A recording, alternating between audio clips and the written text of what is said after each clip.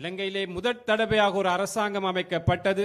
இலங்கையிலே வாழ்கின்ற வடமாகாண மக்கள், தென் மாகாண மக்கள், கிழக்கு, மேற்கு, மலையகம் இவ்வாறான அனைத்து மாகாணங்களையும் பகுதிகளையும் ஒன்று சேர்த்த ஒரு அரசாங்கம் தான் இம்முறை. දසක ගණනාවක් අපේ රටේ මොන වගේ දේශපාලනයක්ද තිබුණේ? பல வருட காலமாக பல தசாப்தங்களாக எமது நாட்டில் எவ்வாறான ஒரு அரசாங்கம் இருந்தது.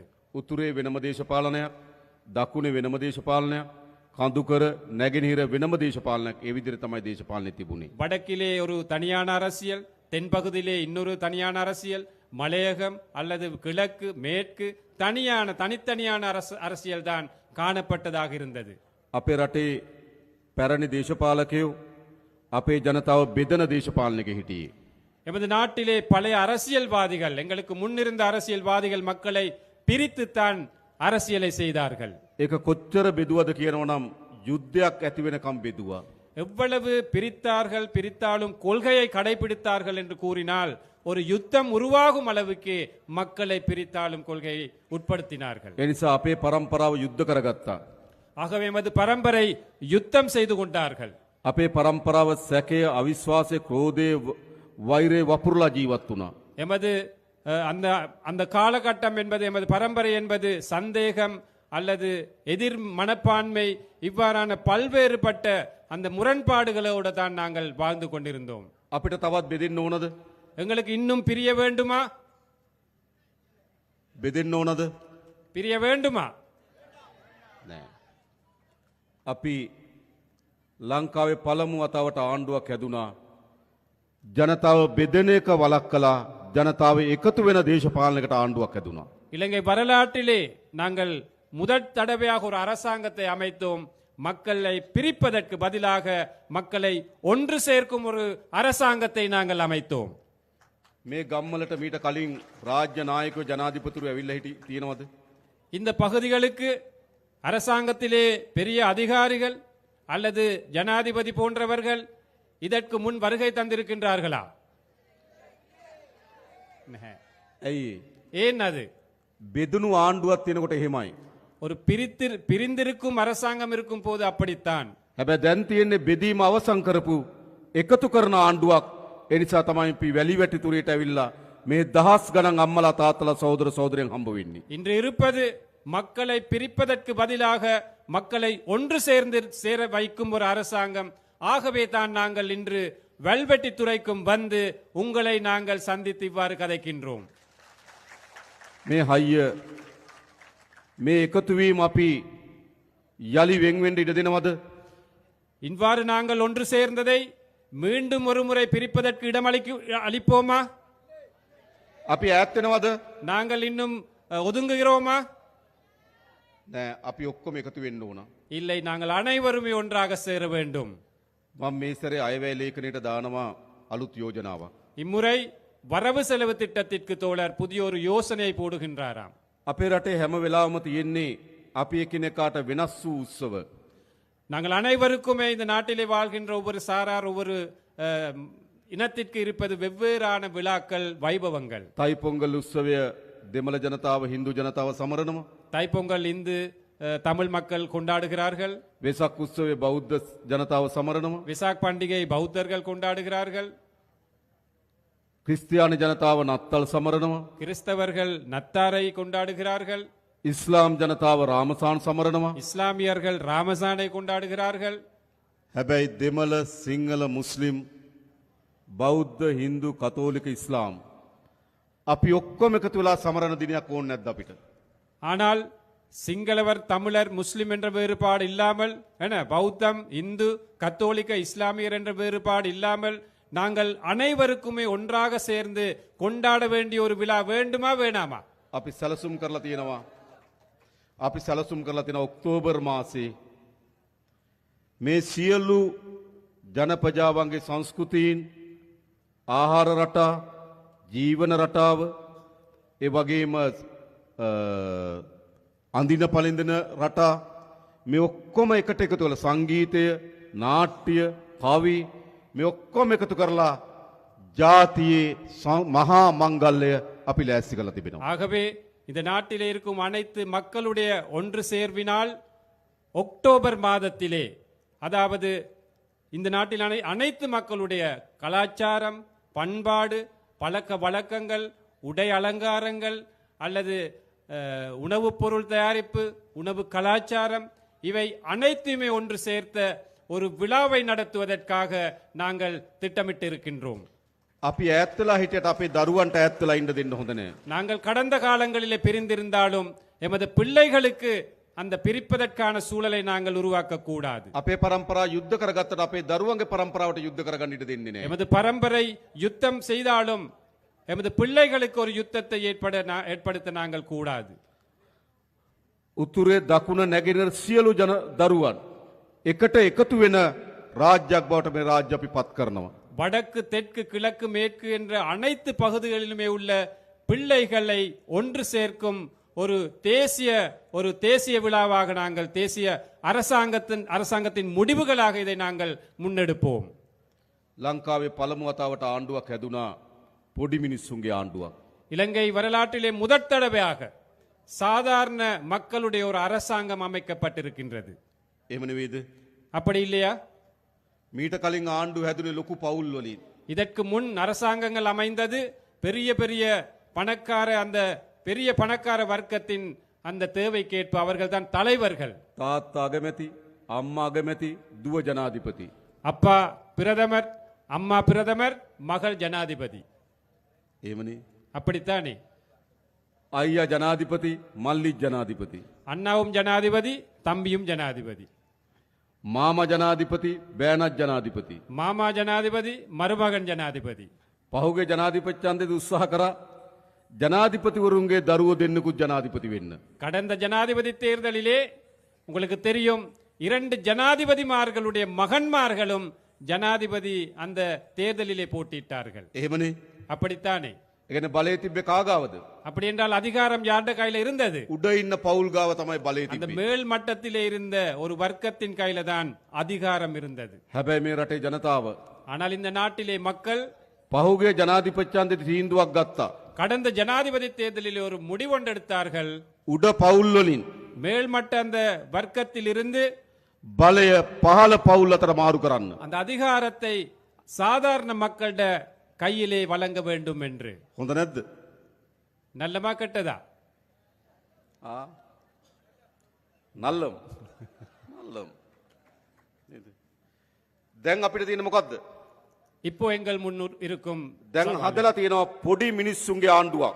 இப்போ எமக்கு முன் சாதாரண மக்களுடைய ஒரு அரசாங்கம் இருக்கின்றது. අපේ රාමලිංගම් සහෝදරලා, எமது ராமலிங்கம் தோழர், අපේ කුමරන් සහෝදරලා, எமது குமரன் தோழர், අපේ සහෝදරවරු எமது அனைத்தும் தோழர்கள், මේ කිසි කෙනෙක් පවුල් වලින් බලය ආපු අය නෙවෙයි. இவர்கள் யாருமே குடும்பத்தில் வாழையடியாக அதிகாரத்திற்கு வந்தவர்கள் அல்ல. සාමාන්‍ය මිනිස්සුන්ගේ දරුවෝ. சாதாரண மக்களுடைய பிள்ளைகள். මේ ප්‍රදේශයේ අපේ විශාල වැඩ කොටසක් වැඩ කරන இந்த பகுதியிலே நிறைய வேலைகள் செய்கின்றோம். මේ රැස්වීම ලෑස්ති කරන්නත් විශාල වෙහෙසක් දරපු இந்த கூட்டத்தை ஏற்பாடு செய்வதற்கு கூட அதிகளவாக பாடுபட்ட අපේ රූබන් සහෝදරය எமது ரூபன் தோழர்.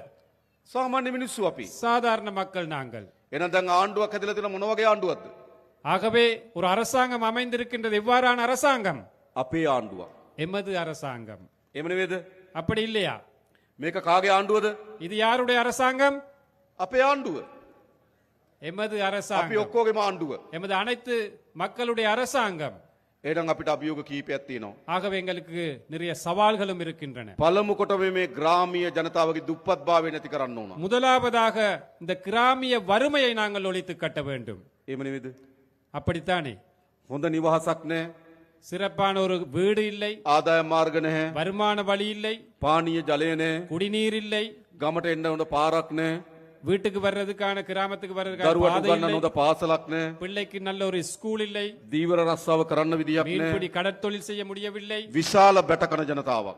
எந்த பக்கத்திலும் எமக்கு கஷ்டங்களே இருக்கின்றன. අපේ ආණ්ඩුව எமது அரசாங்கம், අපි ඔක්කොම එකතු වෙලා හදාගත්තු ආණ්ඩුව. நாங்கள் அனைவருமே ஒன்று சேர்ந்து அமைத்த அரசாங்கம். ක්‍රමානුකූලව පියවරෙන් පියවර படிப்படியாக මේ ප්‍රශ්න ඔක්කොම විසඳන්න ලෑස්ති අපි. இந்த அனைத்து பிரச்சனைகளும் தீர்க்க தயாராக இருக்கின்றோம். හොඳද?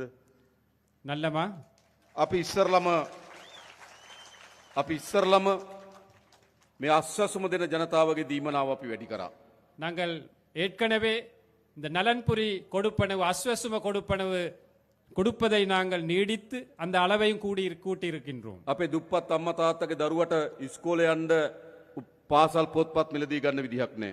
எங்கள வறுமைக்குட்பட்ட பெற்றோர்களுக்கு தனது பிள்ளையை பாடசாலைக்கு அனுப்புவதற்கு அந்த பாடசாலை உபகரணங்களை பெற்றுக்கொள்ள முடியாமல் இருந்தது. අපි අස්වැසුම ලබන සියලු පවුල්වල දරුවන්ට රුපියල් 6000ක් දුන්න පාසල් පොත් උපකරණ මිලදී அந்த ගන්න. அஸ்வசும கொடுப்பனவை பெற்றுக்கொள்ளும் பெற்றோர்களுக்கு அந்த பிள்ளைகளுக்கு வழங்குவதற்காக 6000 ரூபாய் நிதி ஒதுக்கினம் பாடசாலை உபகரணங்களை பெற்றுக்கொள்வதற்காக. ඒ විතරක් නෙවෙයි දැන් අපි තීන්දුවක් ගත්තා.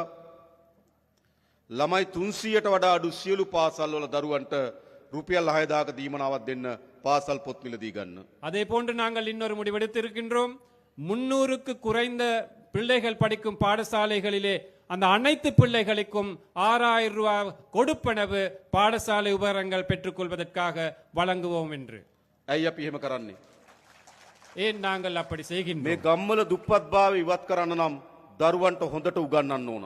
இந்த கிராமங்களிலே இந்த பகுதிகளிலே வறுமையை ஒழித்து கட்ட வேண்டுமானால் பிள்ளைகளுக்கு நாங்கள் சிறப்பான கல்வியை கொடுக்க வேண்டும், வழங்க வேண்டும். එනිසා තමුන්නාන්සලා මහන්සි වෙන දරුවන්ට උගන්වන්න. ஆகவே நீங்களும் உங்களோட பிள்ளைகளுக்கு படிப்பிப்பதற்காக ஒத்துழையுங்கள், செயற்படுங்கள். දුප්පත්භාවයෙන් අපි මිදමු දරුවන්ට උගන්වමු. வறுமையிலிருந்து நாங்கள் மீளுவோம், பிள்ளைகளை படிக்க வைப்போம். අපි තීන්දුවක් අරන් තියෙනවා සියලු පාසල්වල ගුරු පුරප්පාඩු ඉවත් කරලා විශේෂයෙන්ම මේ අවුරුද්දේ අපි අලුතෙන් ගුරුවරු බඳව ගන්නවා පුරප්පාඩු වලට. அதே போன்று நாங்கள் இன்னொரு முடிவெடுத்திருக்கின்றோம். அனைத்து பாடசாலைகளிலும் ஆசிரியர் குறையை பற்றாக்குறையை நிவர்த்தி செய்து புதிய ஆசிரியர்களை நாங்கள் நியமனம் வழங்கி அதற்கு பெற்றுக்கொண்டு சிறப்பான இந்த கல்வியை முன்னுக்கு கொண்டு போவதற்காக. අපේ දිසාපතිතුමා ඉන්නවා, එතුමා දන්නවා எம்- ගුරු හිගේ තියෙන පාසල් අපිට කියන්න අපි ගුරුවරු එවන්නම්. எமது மாவட்ட செயலாளர் இருக்கின்றார் இங்கே. நீங்கள் கூறுங்கள், ஆசிரியர் பற்றாக்குறையுள்ள பாடசாலைகள் எங்கே இருக்கின்றன என்று நாங்கள் ஆசிரியர்களை நாங்கள் அனுப்புகின்றோம். ඒ විතරක් නෙවෙයි අපේ යාපනයේ පුස්තකාලේ තවත් දියුණු කරන්න ඕන. அதே போன்று எமது யாழ் நூலக சாலை இன்னும் நாங்கள் அபிவிருத்தி செய்ய வேண்டும். ඒ සඳහාත් මේ සර ඇවැලේ කෙනෙක් අපි සල්ලි වෙන් කරනවා. அதற்காகவும் நாங்கள் இந்த வரவு செலவு திட்டத்திலே நிதி ஒதுக்கீடு செய்கின்றோம். ගම්වල අපිට යන්න තියෙන හොඳම පාර අධ්‍යාපනය. ஆகவே இந்த கிராமத்திலே எமக்கு இருக்கின்ற சிறப்பான வழிதான் இந்த கல்வியை நாங்கள் மேம்படுத்த வேண்டும். අපි ළමුන් 250ට අඩු සියලු පාසල්වල දරුවන්ට සපත්තු ගන්න රුපියල් 3000ක් දෙනවා. 250 மாணவர்களுக்கு குறைவாக உள்ள அனைத்து பாடசாலைகளிலும் படிக்கும் மாணவர்களுக்கு சப்பாத்துக்களை வாங்குவதற்காக 3000 ரூபாய் காசு நாங்கள் ஒதுக்குகின்றோம். අර පාසල් වලින් ආහාර දෙන ළමයිට එක වේලකට දුන්න රුපියල් 60යි ඒක අපි 100 දක්වා වැඩි කරනවා. பாடசாலையிலே உணவு வழங்கிய பாடசாலையில் உங்களுக்கு தெரியும் 60 ரூபாய் மட்டும்தான் ஒரு பிள்ளைக்கு ஒதுக்கப்பட்டிருந்தது. அந்த 60 ரூபாவை 100 ரூபாய் வரை நாங்கள் அந்த அளவை அதிகரிக்கின்றோம். චීන රජය අපිට එකඟ වෙලා තියෙනවා සියලු දරුවන්ට නොමිලේ ලබන අවුරුද්දේ ඇඳුම් ලබා දෙන්න. சீன அரசாங்கம் ஒத்துக்கொண்டிருக்கின்றார்கள். இந்த வருடத்திலே வழங்கியதை போன்று அடுத்த வருடத்திலும் பாடசாலை சீருடைகளை இலவசமாக வழங்குவதற்கு. ඒ නිසා අපි වැඩිම වෙහෙස දරනවා දරුවන්ට උගන්වන්න. ஆகவே நாங்களும் மிகவும் கஷ்டப்படுகின்றோம் பிள்ளைகளின் கல்வி தரத்தை உயர்த்துவதற்காக. ලෑස්තිරි දරුවන්ට උගන්වන්න. நீங்கள் தயாரா பிள்ளைகளை படிப்பிப்பதற்கு? අපි සහාය දෙන්නම්. நாங்கள் ஆதரவு கொடுக்கின்றோம். ඒ විතරක් නෙවෙයි අලුත් දරුවන්ට අපි රස්සා දෙන්නත් උනා.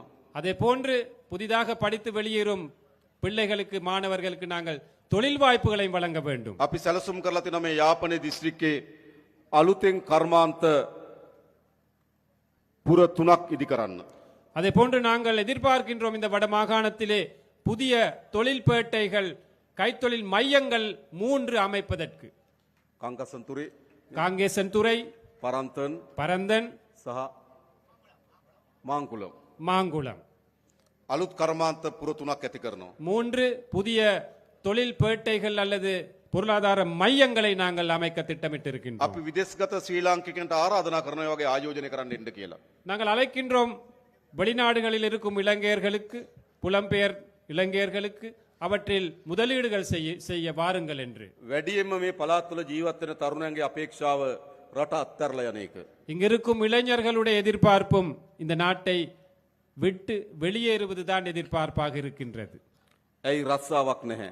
ஏன் சரியான ஒரு தொழில் இல்லை. අපි කර්මාන්ත පුර ටික හදන්නම් ඕගොල්ලන්ගේ දරුවන්ට රස්සා ටික හොයලා දෙන්න. நாங்கள் அந்த தொழில் மையங்களை கைத்தொழில் மையங்களை அமைக்கின்றோம் உங்களுக்கு தொழில் வாய்ப்புகளை பெற்றுக்கொள்வதற்காக.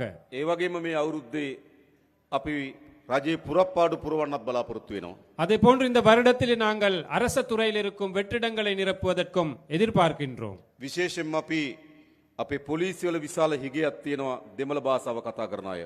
எமது போலீஸ் துறை எடுத்துக்கொண்டால் காவல்துறை எடுத்துக்கொண்டால் மிகப்பெரிய வெற்றிடம் ஒன்று இருக்கின்றது. தமிழர்கள் அந்த போலீஸ் துறையிலே குறைவாகத்தான் இருக்கின்றார்கள். අපි මේ අවුරුද්දේ පොලිසියට අලුතෙන් 2000ක් බඳවා ගන්න බලාපොරොත්තු වෙනවා. දෙමළ තරුණයන්ට අපි ආරාධනා කරනවා පොලිසියට බැඳෙන්න කියලා. நாங்கள் எதிர்பார்க்கின்றோம் கிட்டத்தட்ட 2000 பேர் போலீஸ் துறைக்கு இணைத்துக் கொள்வதற்காக நாங்கள் இங்கிருக்கும் தமிழ் இளைஞர்களை நாங்கள் அழைக்கின்றோம் போலீஸ் துறையிலே நாங்கள் இணைந்து செயல்படுவோம் என்று. මොකද කියලා ලෑස්තිද? நீங்கள் தயாரா පොලිසියට බැඳෙන්න? போலீஸில் இணைவதற்கு? ஓம். ඕම්. ඒ මොකද පොලිසිය හරි වැදගත් කාර්යයක් කරනවා අපේ ගම්වල ආරක්ෂාවට සාමයට විශාල වැඩ කොටසක් කරනවා. ஏனென்றால் போலீஸ் துறை எடுத்துக்கொண்டால் எமது கிராமங்களிலே அமைதியை பாதுகாப்பதற்காக பெரிய ஒரு சேவை செய்கின்றார்கள். ඒකට ඒ භාෂාව කතා කරන නිලධාරීන් අවශ්‍යයි. அதற்கு அந்த மொழியிலே அந்த கிராமத்தில் வாழும் மக்களிட மொழியில் கதைக்கும் அந்த அதிகாரிகள் தேவை. ඒ වගේම මේ පළාත්වල වේගයේ මත්ද්‍රව්‍ය මත් පැතිරෙමින් යනවා. அதே போன்று எங்களுக்கு தெரியும் இந்த பகுதிகளில் கூட பாரிய அளவிலே போதை வஸ்து இந்த பாவடை அந்த விஸ்தரிப்பு நடந்து கொண்டிருக்கின்றது. අපේ තරුණ පරම්පරාව විශාල ලෙස මත්ද්‍රව්‍ය වලට ගොදුරු වෙමින් තිබෙනවා. நமது இளம் சமுதாயம் இந்த போதை வஸ்துக்கு பெருமளவாக அடிமைப்பட்டு வருகிறார்கள். අපි මේක නතර කරන්න ඉතාමත් ශක්තිමත් වැඩපිළිවෙලක් හදලා තියෙනවා. இதை நிறுத்துவதற்காக நாங்கள் பெரும் சக்தி வாய்ந்த ஒரு திட்டத்தை நாங்கள் முன்னெடுத்து வருகின்றோம். හැබැයි ඕගොල්ලන්ගේ සහයත් අවශ්‍යයි. ஆனால் அதற்கு உங்களுடைய ஒத்துழைப்பும் எங்களுக்கு தேவைப்படுகின்றது. අපි එකතු වෙලා මේ මත්ද්‍රව්‍ය තුරන් කරමු. நாங்கள் ஒன்றிணைந்து இந்த போதை வஸ்து பிரச்சனையை தோற்கடிப்போம்.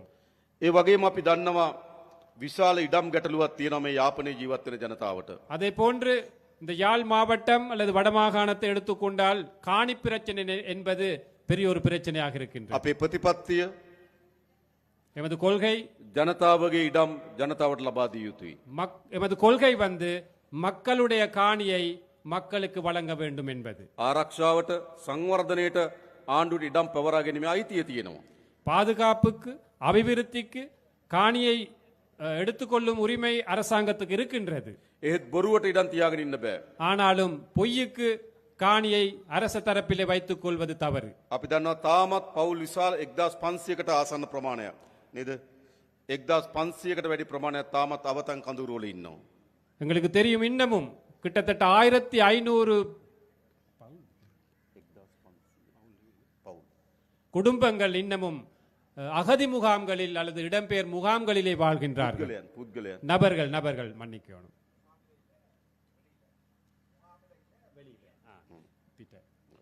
ඒ නිසා ඒගොල්ලන්ට අපි ඉක්මනින්ම තමන්ගේ වාසස්ථාන ලබා දෙන්න කටයුතු කරනවා. ஆகவே அவர்களுக்கும் நிரந்தரமான வீடுகள் வீட்டு வசதிகளை செய்து கொடுப்பதற்காக நாங்கள் முடிவெடுத்திருக்கின்றோம். අපි ඉඩම් ගැටලුව විසඳන්න. நாங்கள் காணி பிரச்சனை தீர்க்கின்றோம். ඒ විතරක් නෙවෙයි ගම්වල அது மட்டுமல்ல கிராம மட்டத்திலே විශාල ලෙස පාරවල් කඩා වැටලා තියෙන්නේ. நிறைய பாதைகள் போக இயலாத ஒரு நிலையில இருக்கின்றன. ගම් වතුර නිසා හානි වුණා. வெள்ளப்பெருக்கு பிரச்சனை இருக்கின்றது. කාලයක් තිස්සේ නඩත්තු නොකරපු නිසා හානි වෙලා நீண்ட තියෙනවා. நாட்களாக அந்த பாதையை பராமரிக்கவில்லை. අපි අද දිස්ත්‍රික් සංවර්ධන කමිටුව කැඳෙව්වා. நாங்கள் இன்று மாவட்ட அபிவிருத்தி குழு கூட்டத்தை கூட்டினோம். ඒදී අපි මාර්ග සංවර්ධන අදාළ නිලධාරීන්ගෙන් ඇහුවා කීයක් ඕනද පාරවල් හදන්න මේ අවුරුද්දේ හදන්න පුළුවන් ගාන කියන්න. ඒකට අපි සල්ලි වෙන් කරලා දෙනවා. அந்த கூட்டத்திலே கேட்டிருக்கின்றார் எவ்வளவு நிதி தேவை அந்த பாதைகளை புனரமைப்பதற்கு புதிதாக அமைப்பதற்கு எவ்வளவு நிதி தேவை அந்த நிதியை இந்த வருடத்திலே வரவு செலவு திட்டத்திலே வழங்குவோம் என்று தோழர் வாக்குறுதி මේ පාරවල් ටික හදන්න ඕන. அந்த பாதைகளை அமைக்க வேண்டும். හොඳ පානීය වතුර දෙන්න ඕන. சிறப்பான குடிநீர் வசதியை கொடுக்க வேண்டும். ඒව තමයි ජනතාවගේ ප්‍රශ්න. அவைதான் மக்களுடைய பிரச்சனைகள். ද අපි ආණ්ඩුවක් හදලා තියෙනවා මොකටද? நாங்கள் ஒரு அரசாங்கத்தை அமைத்திருக்கின்றோம். எதற்காக? ජනතාවගේ ප්‍රශ්න විසඳන්න ආණ්ඩුවක්. மக்களுடைய பிரச்சனைகளை தீர்ப்பதற்கான அரசாங்கம். ජනතාවගේ ආණ්ඩුවක් மக்களுடைய அரசாங்கம் අපි හදලා තියෙනවා. நாங்கள் அமைத்திருக்கின்றோம். අපි දන්නවා දැන් කාලාන්තරයක් තිස්සේ எங்களுக்கு தெரியும் நீண்ட நாட்களாக මේ උතුරු මුහුද இந்த வடமாகாண இந்த கடற்பரப்பு විශාල දීවර ගැටලුවක් තියෙනවා. பெரும்பான்மையான மீன்பிடி கடற்தொழில்களுடைய பிரச்சனைகள் காணப்படுகின்றன. අපේ දීවර ජනතාව එකෙන් විශාල ලෙස බැට කනවා. எமது மீனவர்கள் அதில் அதில் கவலைப்படுகின்றார், கஷ்டப்படுகின்றார்கள். මුහුදේ තියෙන පරිසර පද්ධතිය පවා විනාශයට ලක් වෙනවා. அந்த கடல் அடியில் உள்ள அந்த நிலைகள் கூட சுற்றுச்சூழல் கூட அழிவடைந்து අපේ வருகின்றன. දීවරෙන්ට මුහුද යන්න බැරි තත්ත්වයක් ඇති වෙලා තිබෙනවා. எமது மீனவர்களுக்கு கடற்தொழிலுக்கு போக இயலாத ஒரு நிலை இருக்கின்றன. මේ ප්‍රශ්නේ විසඳන්න ඕන. அந்த பிரச்சனை தீர்க்க வேண்டும். අපි ඉන්දියානු රජයත් එක්ක කීප අවස්ථාවකදී සාකච්ඡා කරා. நாங்கள் இந்திய அரசாங்கத்திடம் பல தடவைகள் பேச்சுவார்த்தை நடத்தினோம். නාවික හමුදාවන්ට අපි ආරක්ෂාව තහවුරු කරන්න කියලා නියෝග දුන්නා. கடற்படைக்கு எமது கடற்பரப்பிலே பாதுகாப்பை வலுப்படுத்த வேண்டும் என்ற அந்த கட்டளை நாங்கள் விட்டிருக்கின்றோம். ද පියවරෙන් පියවර படிப்படியாக ක්‍රමානුකූලව படிப்படியாக මේ දීවරය මුහුණ දී තිබෙන ගැටලුව අපි විසඳන්න කටයුතු කරනවා. இந்த கடற்தொழிலாளர்கள் மீனவர்கள் முகம் கொடுக்கும் பிரச்சனைகளை நாங்கள் தீர்ப்போம். මේ මුහුද තමුන් වහන්සේලාගේ මුහුද இந்த கடற்பரப்பு என்பது உங்களுடைய கடல். මාළුවන් අල්ලන්න අයිතිය තියෙන තමුන් වහන්සේලාට. மீன் பிடிக்கும் உரிமை இருப்பது உங்களுக்கு. ඒ අයිතිය අපි තහවුරු කරන්න ඕන. அந்த உரிமையை நாங்கள் உறுதிப்படுத்த வேண்டும். ඒ සඳහා අපිට කාලයක් දෙන්න. அதற்கு சில காலங்கள் எங்களுக்கு வழங்குங்கள். හැබැයි විසඳන්න ඕනේ ප්‍රශ්නේ. கட்டாயமாக நாங்கள் அதை தீர்க்க வேண்டும், தீர்க்க வேண்டிய ஒரு பிரச்சனை. අපේ දීවර ජනතාව බයෙන් எமது மீனவர்கள் பயந்து මුහුදු යන්නේ නැතුව கடலுக்கு செல்லாமல் මුළු මාළු සම්පතම විනාශ කරමින් ஒட்டுமொத்த மீன் வளத்தையும் அழித்த வண்ணம் නීති විරෝධී ට්‍රෝලර් යාත්‍ර උපයෝග කරගනිමින් சட்டவிரோதமான ட்ரோலர்களை பயன்படுத்தி මේ කරන විනාශය නතර කළ යුතුයි. இந்த அழிவை நிப்பாட்ட வேண்டும். கட்டாயமாக නතර කරන්න ඕනේ නැද්ද? நிப்பாட்ட வேணாமா? வேணும். අපි ඒක කරන්න ඕන. நாங்கள் அதை செய்ய வேண்டும். අපි ඒ සඳහා වැඩ කටයුතු කරමින් ඉන්නවා. அதற்காக நாங்கள் செயல்பட்டு கொண்டிருக்கின்றோம். මොකද මේක අපේ මුහුද අපේ ජනතාව. என்றால் இது எங்களுடைய மக்கள், எமது கடற்பரப்பு. ඒඳ ප්‍රශ්න අපි විසඳීම සඳහා උපරිම උත්සාහයක් දරනවා. ஆகவே பிரச்சனைகள் தீர்ப்பதற்காக நாங்கள் முழு மூச்சாக செயல்படுவோம்.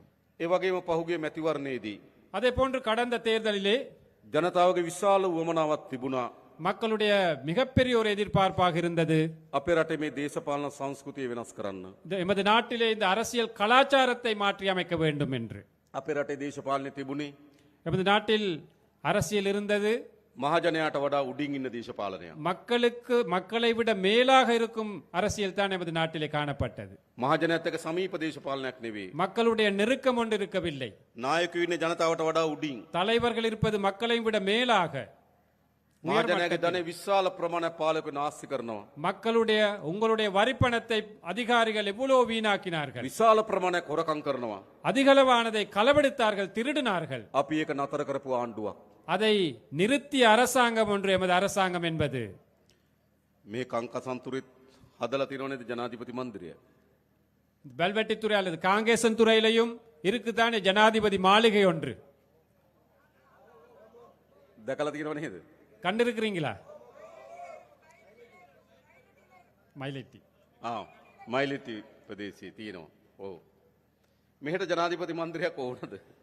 இங்க ஜனாதிபதி மாளிகை ஒன்று தேவையா? මට නම් එපා. தோழருக்கு வேணாமா? ඕගොල්ලන්ට ඕනද? உங்களுக்கு வேணுமா? வேண்டாம். මට එපා. தோழருக்கு வேண்டாமாம் அது. අපි අද දිසාපතිතුමාටත් ආණ්ඩුකාරතුමාටත් කිව්වා ඒකට ගැලපෙන ව්‍යාපෘතියක් හොයලා දෙන්න. අපි ඒකට ජනාධිපති මන්දිරය දෙන්න. இன்று மாவட்ட செயலாளருக்கும் அதே போன்று ஆளுநர் அவர்களுக்கும் கூறினாராம், அந்த மாளிகை தொடர்பாக எதிர்காலத்தில் அதை எப்படி பராமரிப்பதற்கான உரிய திட்டம் ஒன்று அமையுங்கள், அதற்கு ஆதரவு அளிக்கிறோம் என்று. හොඳද? நல்லமா? ඒක යුනිවර්සිටි එකක් දාන්න හොඳයි නම් අපි ඒක කරමු. அதுல பல்கலைக்கழகம் ஒன்று போட வேணுமா இருந்தா அதுக்கு சப்போர்ட் பண்றோம். සංස්කෘතික මධ්‍යස්ථානයක් දාන්න ඕන නම් ඒක කරමු. கலாச்சார ஒரு மண்டபமாக அமைக்க வேண்டும் என்றால் அதற்கு ஆதரவு தெரிவிக்கும். හොඳයිනේ. நல்லமா? මෙහෙ විතරක් නෙවෙයි නුවරඑළිය මාලිගයටත් අපි ඒක කරනවා. இங்கு மட்டுமல்ல, நுவரெலியாவிலும் இருக்கு, அதற்கும் அப்படித்தான் செய்வோம். අනුරාධපුරයකටත් ඒක කරනවා. அனுராதபுரத்தில் இருக்கும், அதற்கும் அப்படித்தான் செய்வோம். මයියංගනයකටත් ඒක කරනවා. மையாங்கனையில் இருக்கு ஒன்று, அதற்கும் அப்படித்தான் செய்வோம். කතරගමයකටත් ඒක කරනවා. கதிர்காமத்தில் இருக்கு, அதற்கும் அப்படித்தான் செய்வோம். මේ හැමතැනම ජනාධිපති මන්දිර. அனைத்து இடங்களிலுமே ஜனாதிபதி மாளிகைகள். අවර අවතාර කියලා ෆිල්ම් එකක් තිබ්බ නේද? அவதார் என்ற ஒரு படம் இருந்துச்சு, பாத்தீங்களா? අවතාර කමලහාසන් නේ. කමලහාසන් හිටියේ නේද අවතාර? அவதார், ඈ? அவதாரம், අවතාරම්. දස අවතාරම්. தசாவதாரம். ඒ වගේ තමයි ජනාධිපතිත්. නේද?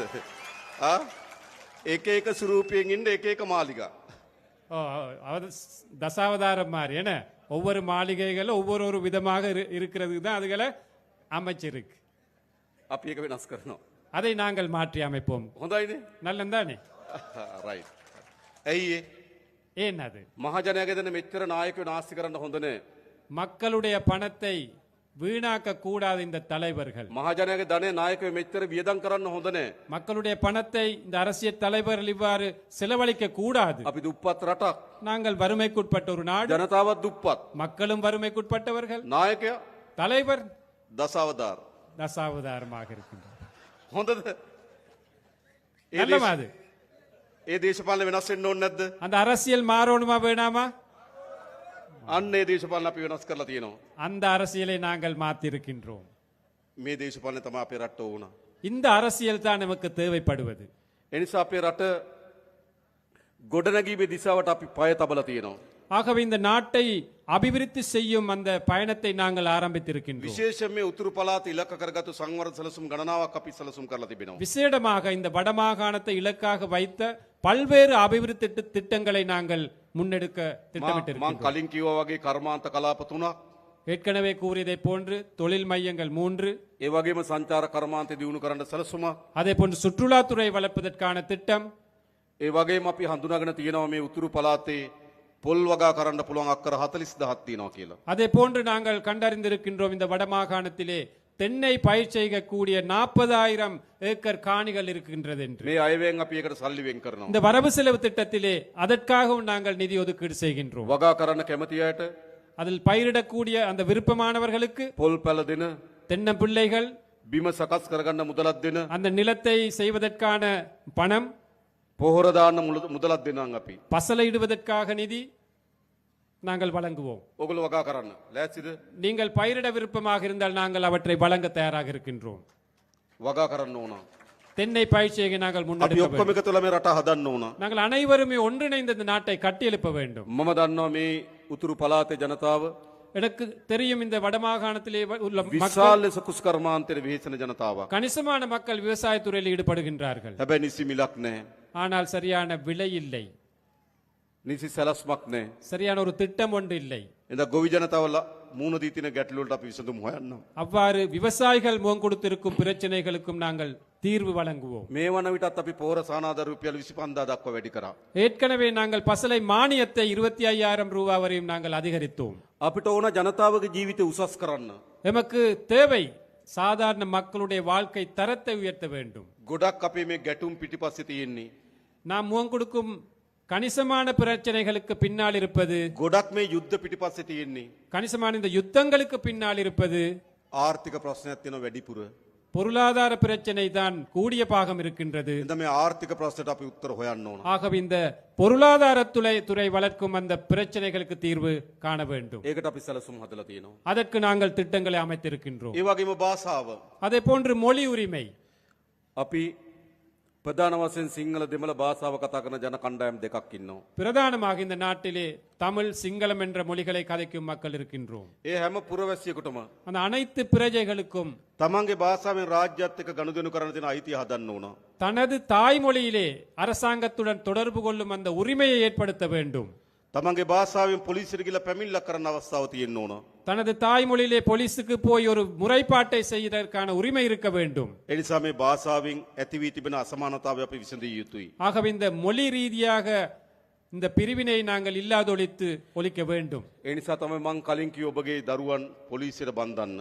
ஆகவே தான் முதல்ல சொன்னார் தோழர், உங்களுடைய இந்த இளம் சக்திகள் போலீஸ் துறையில அந்த අපි சேருங்கள் என்று. ඊළඟ රජයේ රස්සාවලට ගන්නකොට ඔබගේ දරුවන් ඒවට බැඳින්න.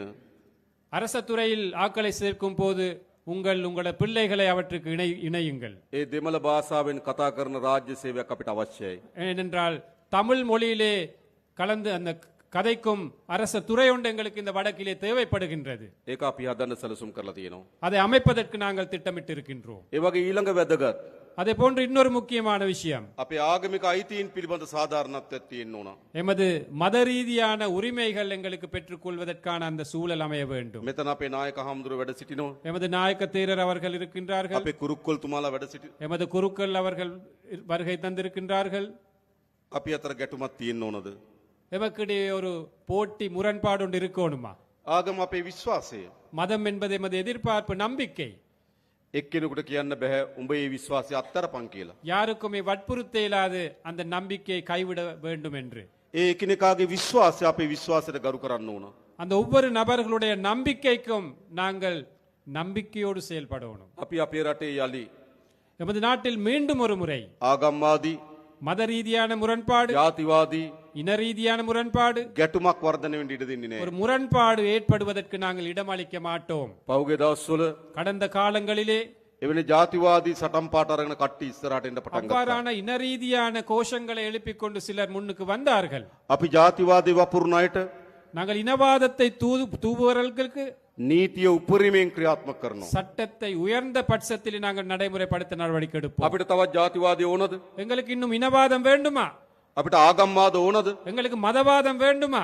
ඒව අවශ්‍ය නැහැ. அவை எங்களுக்கு தேவையில்லை. යලි ජාතිවාදයට ආගම්වාදයට අපේ රටේ අපි ඉඩ දෙන්නේ නැහැ. மீண்டும் ஒரு முறை இந்த இனவாதத்திற்கு மதவாதத்திற்கு நாங்கள் இடமளிக்க மாட்டோம். අපේ දරුවන් ආයේ ගැටුම්කාරී රටක් හදන්නේ නැහැ අපි. අපේ දරුවන්ට ආපහු ගැටුම්කාරී රටක් හදන්න ඉඩ දෙන්නේ නැහැ අපි. எமது பிள்ளைகளுக்கு மீண்டும் இனவாத மத ரீதியான மதவாத ஒரு முருகல் நிலை ஏற்படுத்த நாங்கள் இடமளிக்க மாட்டோம். ඒ පිළිබඳ අපි සැලසුම් හදලා තියෙනවා. அதற்கான திட்டங்களை நாங்கள் ඊළඟ அமைத்திருக்கிறோம். අපි එකිනෙකාගේ සංස්කෘතියෙන් වෙනස්කම් තිබෙනවා. அதே போன்று எமது கலாச்சாரங்களிலே பல்வேறு வித்தியாசங்கள் ඒවට காணப்படுகின்றன. අපි ගරු කරන්න ඕන. அவற்றுக்கு நாங்கள் மதிப்பளிக்க வேண்டும். අපේ දරුවියන් ඉන්නවා. எமது பிள்ளைகள் ඒට ආවේනික සංස්කෘතියක් එක්ක. அதற்கே தனித்தான ஒரு கலாச்சாரம் இருக்கின்றது. ලස්සන නැද්ද මේ දරුවන්? இந்த பிள்ளைகள் எடுத்துக்கொண்டால் எவ்வளவு அழகாக இருக்கின்றார்கள். ලස්සනයි අපිට. எங்களுக்கு அது மிகவும் அழகாக ඇයි இருக்கிறது. අපි සංස්කෘතියෙන් බෙදෙන්න හදන්නේ? ஏன் நாங்கள் கலாச்சார ரீதியாக பிரிவடைய வேண்டும்? අපි හැම සංස්කෘතියකටම ගරු කරන්න ඕන. நாங்கள் அனைத்து கலாச்சாரங்களை மதிக்க வேண்டும். ඒ සංස්කෘතියෙන් රස විඳින්න පුරුදු වෙන්න ඕන. அந்த கலாச்சாரங்களை ரசனை மிக்கதாக நாங்கள் எடுத்துக்கொள்ள வேண்டும். එහෙම රටක් අපි හදන්න ඕන. அவ்வாறான ஒரு நாட்டை நாங்கள் கட்டியெழுப்ப வேண்டும். එකක් මතක තියාගන්න. ஒன்று நினைவில் வைத்துக் கொள்ளுங்கள். අපිට ගහගෙන எங்களுக்கு சண்டை பிடித்து යුද්ධ කරගෙන யுத்தமிட்டு கொண்டு තවත් දශක ගණනාවක් මේ විදිහට දුක් විඳ විඳ ඉන්න පුළුවන්. இன்னும் பல தசாப்தங்கள் எங்களுக்கு நாங்கள் வாழ முடியும் குறைபாடுகளோடு. අපේ අම්මලාගේ පරම්පරාව දුක් විඳා. எமது பெற்றோர்களுடைய பரம்பரை கஷ்டப்பட்டார்கள். අපේ පරම්පරාව දුක් විඳා. நாங்கள் எமது பரம்பரை கஷ்டப்பட்டோம். මේ ගැටුම් යුද්ධ හදාගෙන අපිට ඕන නම් අපේ දරුවන්ගේ පරම්පරාවත් යුද්ධයකට තල්ලු කරන්න இந்த පුළුවන්. முரகல் நிலை யுத்தங்களை ஏற்படுத்தி எமது இந்த பிள்ளைகளுடைய பரம்பரையும் எங்களுக்கு தேவை என்றால் கஷ்டமான ஒரு நிலைக்கு கொண்டு போகலாம். ඒ නිසා අපිට ගහගෙන මරාගෙන ඇනකොටාගෙන රටකට ඉස්සරහට යන්න බෑ. ஆகவே சண்டை பிடித்து முரண்பட்டு இவ்வாறு ஒரு நாட்டுக்கு முன்னுக்கு போக இயலாது. අපේ රට ඉස්සරහට යන්නෙම எமது நாடு முன்னுக்கு போவதாக இருந்தால் අපි අතර සමගිය හැදුනොත් විතරයි. எமக்கிடையே ஒற்றுமை அமைதி இருக்க ඒ வேண்டும். නිසා අපේ ආණ්ඩුව ஆகவே எமது அரசாங்கம் විශාලතම වෙහෙසක් දරනවා. மிக பெருவளவாக நாங்கள் கஷ்டப்படுகின்றோம், செயல்படுகின்றோம். අපි අතර සමගිය හදන්න. எமக்கிடையே ஒற்றுமை ஏற்படுவதற்காக நாங்கள் ඒ සමගිය සඳහා හොඳම ධෛර්යය දුන්නේ ඕගොල්ලෝ. அந்த ஒற்றுமைக்காக மிகப்பெரிய சக்தியை துணிச்சலை கொடுத்தது நீங்கள். කාලයක් තිස්සේ පාරම්පරික දේශපාලක පහුගිය මහචන්දට ඉල්ලුවා. காலம் காலமாக இருந்த பாரம்பரிய அரசியல்வாதிகள் கடந்த தேர்தலிலே போட்டியிட்டார்கள். වෙනම රටක් අරන් දෙන්නම් කියලා ඡන්දෙට ඉල්ලුවා. தனியான ஒரு நாட்டை பெற்றுக் கொடுப்போம் என்று தேர்தல்களை போட்டியிட்டார்கள். මතකද? நினைவிருக்கா? හැබැයි ජනතාව මොකද කරේ? ஆனால் மக்கள் என்ன செய்தார்கள்? වෙනම රටක් දෙන්නම් කියපු අය, தனியான நாட்டை பெற்றுக் கொடுப்போம் என்று පවුල් වලින් கூறியவர்களை, දේශපාලනය කරපු අය குடும்ப வாயிலாக அரசியல் செய்தவர்கள் ඒ ප්‍රතික්ෂේප කරලා அவர்களை நிராகரித்து விட்டு මේ යාපනයේ දිස්ත්‍රික්කයේ අපිට ජයග්‍රහණය අරන් දුන්නා. இந்த யாழ் மாவட்டத்திலே எமக்கு வெற்றிகளை பெற்றுக் கொடுத்தார்கள். ඒකෙන් කියන්නේ මොකද්ද? இதன் செய்தி என்ன? இதனால் கூறுவது என்ன? ජනතාව කැමති එකතු වෙන්න. மக்கள் அனைவருமே ஒன்றாக சேர்ந்து வாழ ජනතාව விரும்பும். ගාව ජාතිවාදී නෑ. மக்கள் மத்தியிலே இனவாதம் இல்லை, ජනතාව ගාව ආගම්වාදී නෑ. மக்கள் மத்தியிலே மதவாதம் இல்லை. හැබැයි දේශපාලකයා ගාව තියෙනවා. ஆனால் அரசியல்வாதிகள் மத்தியிலே இருக்கின்றது அந்த அனைத்தும். ඕකයි ප්‍රශ්නේ උනේ. அதுதான் பிரச்சனையாக இருந்தது. උතුරෙත් දකුණෙත් வடக்கிலும் தெற்கிலும் දේශපාලකයන්ගේ පැවැත්ම උනේ ජාතිවාදය. அரசியல்வாதிகள் இருப்பாக காணப்பட்டது இனவாதம். දැනුත් නැවත නැවත දකුණේ හිසෝසවන්න උත්සාහ කරනවා. மீண்டும் தென்பகுதியிலே இனவாதம் தலை தூக்க சில செயற்பாடுகள் போகின்றன. දේශපාලකට ජාතිවාදය ඕන. அரசியல்வாதிகளுக்கு இனவாதம் தேவை. ජනතාවට ඕන ජාතිවාදී. மக்களுக்கு இனவாதம் தேவையா? ජනතාවට ඕනද? மக்களுக்கு தேவையா? අපිට ඕන මොකද්ද? எங்களுக்கு தேவை என்ன? ජාතික සමගිය ඕන. தேசிய ஒற்றுமை தேவை எங்களுக்கு. අපි එකතු වෙමු. நாங்கள் அனைவருமே ஒன்று சேருவோம். ආණ්ඩුවක් හදලා තියෙනවා. ஒரு அரசாங்கத்தை அமைத்திருக்கின்றோம். අපි ඔක්කොගේම ආණ්ඩුවක්. எமது அனைத்து மக்களுடைய ஒரு அரசாங்கம். මේ වැලිවැට තුරේ இந்த வெல்வெட்டி துறையில் මේ ජනතාවට වඩා இந்த மக்களை விட වෙනස් පවුල් වලින් අපි ආණ්ඩුව හදපු අය නෙවෙයි. வேறு குடும்பங்களால குடும்ப பின்னணிகளால் அரசாங்கத்தை அமைத்தவர்கள் அல்ல நாங்கள். අපි තමුන්වහන්සේලා වගේමයි. நாங்களும் உங்களை மாறித்தான். නැද්ද එහෙම? அப்படி இல்லையா? එහෙම නේද? ඉතින් අපේ ආණ්ඩුවක් නෙමේක. அப்ப இது எங்களுடைய அரசாங்கம். අපි මේ රට වෙනස් කරමු. நாங்கள் இந்த நாட்டை மாற்றி அமைப்போம். අලුත් යුගයකට ගෙන යමු. புதிய ஒரு யுகத்திற்காக ඒ நாங்கள் නිසා கொண்டு போவோம். තමුන්වහන්සේලා අපි කරේ තිබුණු විශ්වාසය ஆகவே எம் மீது வைத்த நம்பிக்கை අපි බිඳින්නේ නැහැ. நாங்கள் ஒருபோதும் சிதைக்க மாட்டோம். මතක තියාගන්න. நினைவில் வைத்துக் கொள்ளுங்கள். හැමදාම අපේ රටේ දේශපාලකයෝ எப்பொழுதும் எமது நாட்டு அரசியல்வாதிகள் ජනතාවගේ විශ්වාසය බිඳිනවා. மக்களது எதிர்பார்ப்பத்தை சிதைத்தார்கள். අපි මේ විශ්වාසය බිඳින්නේ නැහැ. நாங்கள் ஒருபோதும் உங்களுடைய நம்பிக்கைக்கு சீர்குலைக்க மாட்டோம், நம்பிக்கை சிதைக்க மாட்டோம். තමුන්වහන්සේලා ඉතාමත් දිගු පියවරක් තිබුවා. நீங்கள் நீண்ட ஒரு பயணத்திற்காக அடி வைத்தீர்கள். ඉතාමත් වැදගත් පියවරක් තිබ්බා. மிக முக்கியமான ஒரு அடி வைத்தீர்கள். ඉතාමත් විශිෂ්ට පියවරක් තිබ්බා. ஒரு விசேடமான ஒரு முடிவை எடுத்தீர்கள். එකතු වෙන්න ඕන කියලා තීන්දුවක් ගත්තා. ஒன்று சேர வேண்டும் என்ற அந்த முடிவை எடுத்தீர்கள். බෙදුන එක ඇති කියලා තීන්දුවක් ගත්තා. பிரிந்தது காணும் என்ற முடிவை எடுத்தீர்கள். පෞගිය මහමැතිවරණ ප්‍රතිඵල වලින් පෙන්වන්නේ මොකද්ද? கடந்த பாராளுமன்ற தேர்தல் பெருபேரில் காட்டுவது என்ன? බෙදනව වෙනකොට එකතු වෙන්න ඕන කියලා. பிரிப்பதற்கு பதிலாக நாங்கள் ஒன்று சேர வேண்டும் என்பது. එකතු කරන්න අපිට පුළුවන් කියලා විශ්වාසය හැදුවා. அதை இணைக்க எமக்கு முடியும் என்ற நம்பிக்கை ஏற்படுத்தினீர்கள். අපි ඒ විශ්වාසය රකින්නවා. அந்த நம்பிக்கையை நாங்கள் பேணுவோம். මේ රටේ හොරකම නතර කරනවා. இந்த நாட்டின் ஊழலை, திருட்டை நாங்கள் நிறுத்துவோம். නාස්තිය නතර කරනවා. வீண் விரயத்தை நிறுத்துவோம். හොරකම් කරපු අයට දඬුවම් දෙනවා. திருடியவர்களுக்கு தண்டனை கொடுப்போம். මොකද කියන්නේ? என்ன சொல்றீர்கள்? ඕනද නැද්ද? நல்லமா கெட்டதா? ඕනද නැද්ද? தேவையா இல்லையா? අවශ්‍යයි. தேவை தேவை. අපේ රටේ දරුවට විදින ඉන්ජෙක්ෂන් එකෙන් හොරකම් කරලා නම් எமது பிள்ளைகளுக்கு குழந்தைக்கு ஏத்தும் ஊசியிலே களவெடுத்திருந்தால், බාල බෙහෙත් ගෙනල්ලා නම් தரக்குறைவான மருந்துகளை இறக்குமதி செய்திருந்தால், ස්පිරිතාලේ හදනකොට ඒකෙන් හොරකම් කරලා නම් வைத்தியசாலைகளில் இருந்து களவெடுப்பதாக இருந்தால், පාර හදනකොට ඒකෙන් හොරකම් කරලා නම් வீதியை அமைக்கும் போது அதிலிருந்து களவெடுத்திருந்தால், කෝටි ගණන් ධනෙ එක් රැස් කරගෙන යන දේශපාලකයෝ கோடிக்கணக்கான நிதியை அரசியல்வாதிகள் ஒன்று சேர்த்திருக்கின்றார்கள். ඒ ගැන පරීක්ෂණ කරන්න ඕනේ නැද්ද? அது தொடர்பாக விசாரணை நடத்த வேண்டுமா வேண்டாமா? දඬුවම් දෙන්න ඕනේ නැද්ද? தண்டனை வழங்க வேண்டுமா வேண்டாமா? අන්නේ දඬුවම් දෙන ආණ්ඩුව තමයි ජාතික ජනබලවේගයේ ආණ්ඩුව. அவ்வாறு தண்டனை வழங்கும் அரசாங்கம் தான் தேசிய மக்கள் சக்தி அரசாங்கம். දැන් දූෂණයට සම්බන්ධ වෙන අය එක්කම එකතු වෙලා இப்போது அந்த ஊழல் மோசடிகளிலே தொடர்புடைய அனைவரும் ஒன்று சேர்ந்திருக்கின்றார்கள். පහුගිය මැතිවරණ වේදිකාවේදී கடந்த அரசியல் மேடையிலே ගොඩක් වේදිකාවලට බෙදිලා හිටියා. பல மேடைகளிலே பிரிந்திருந்தார்கள்.